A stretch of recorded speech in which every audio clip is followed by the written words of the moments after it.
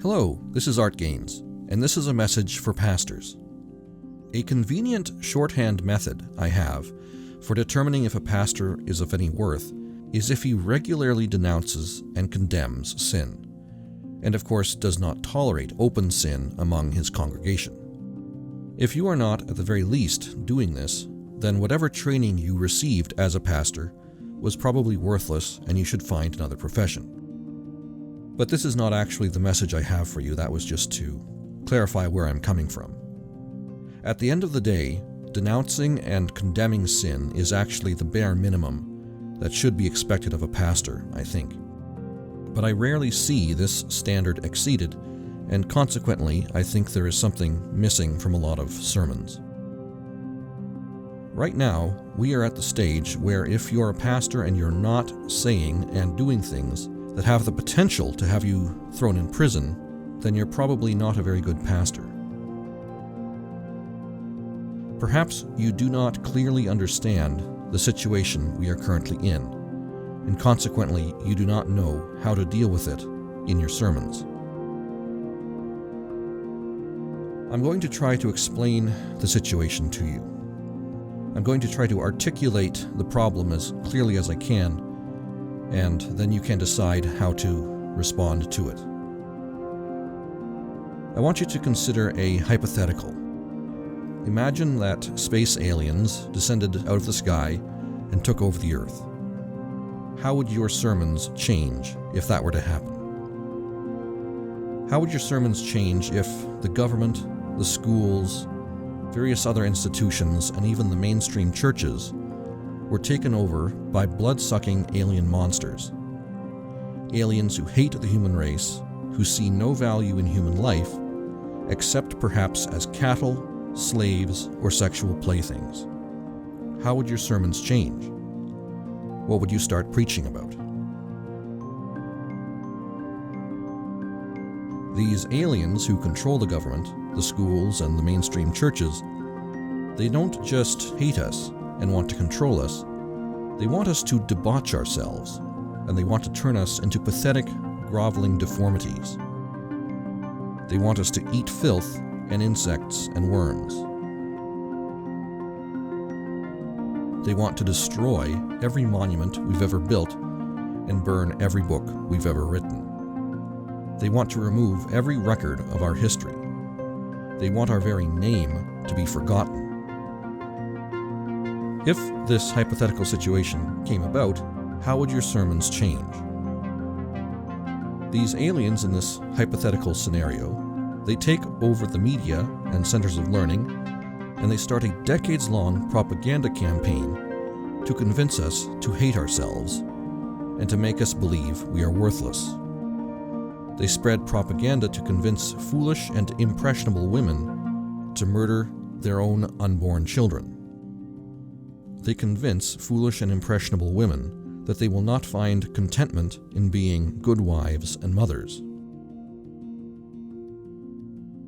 These aliens, they take over the banks and engineer a system wherein each of us can borrow just the right amount of money that we can afford to pay the interest for the rest of our lives, but will never be able to pay off the balance of our debt.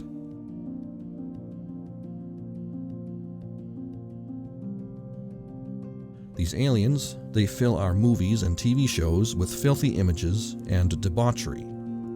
They make debauched images easily accessible on the internet where children can access them and end up rewiring their brains to such an extent that some of them become incapable of experiencing normal sexual relations in their later life.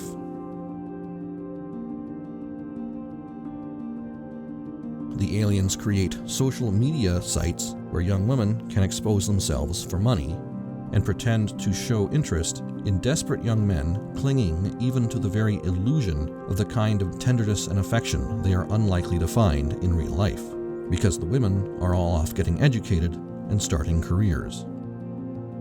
Just to clarify something, what I just implied was that the more career-focused education a woman receives, the more she engages in pursuits that will keep her from being a wife and mother, the less capable she becomes of love. How would your sermons change in this hypothetical situation. What would you do differently? I hope you understand where I'm going with this.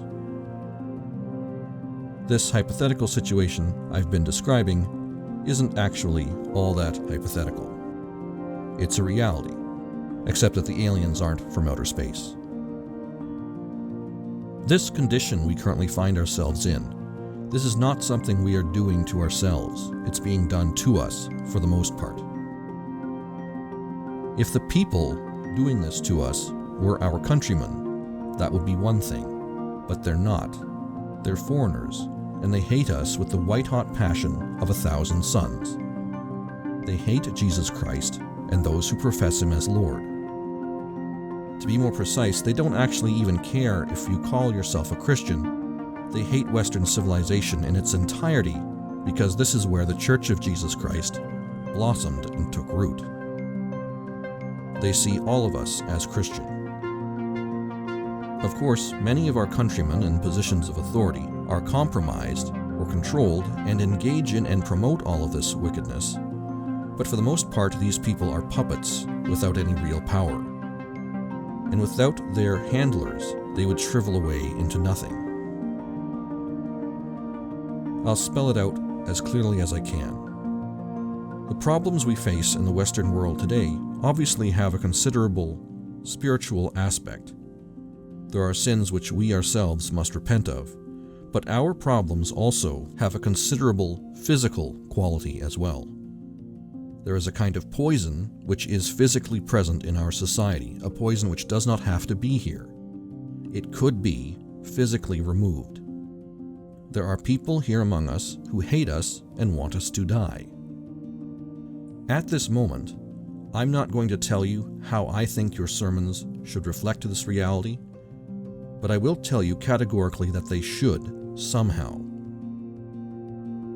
Think about this. If all the members of your congregation were going around wearing radioactive jewelry that was giving them cancer, I hope you would use your platform to tell them to stop doing that. Likewise, if they were all wearing poisonous serpents around their necks as some sort of fashion statement, you'd tell them to get rid of the snakes. Put the snakes on an airplane and then ship them somewhere, something like that. If you limit yourself to merely dealing with the spiritual problems of your congregation, you are like a doctor trying to deal with a patient's symptoms while there's still a poisonous insect lodged in his neck.